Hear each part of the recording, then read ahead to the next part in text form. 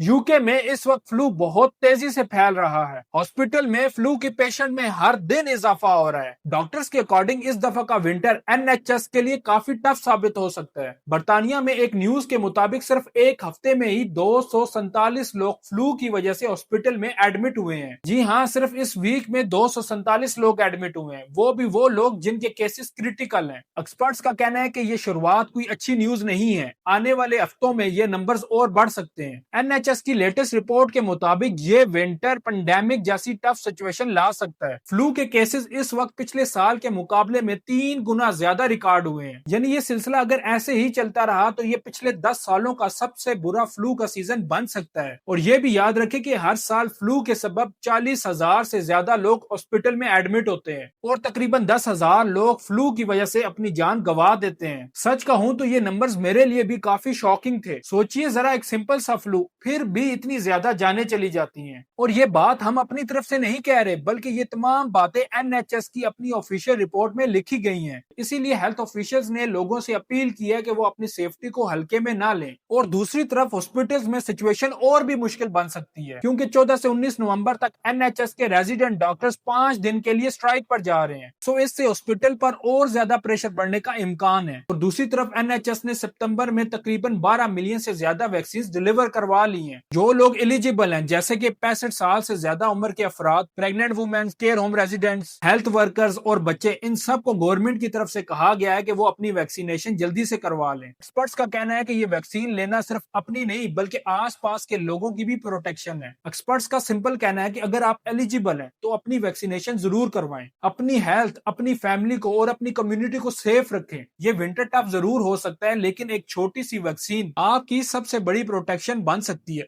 आपका इस बारे में क्या ख्याल है, कमेंट सेक्शन में जरूर बताइए। और अगर आपको ये वीडियो पसंद आई हो तो लाइक और शेयर लाजमी कीजिएगा। और यूके से रिलेटेड ऑथेंटिक न्यूज सुनने के लिए हमारे चैनल एनएन उर्दू को फॉलो कर लें। शुक्रिया।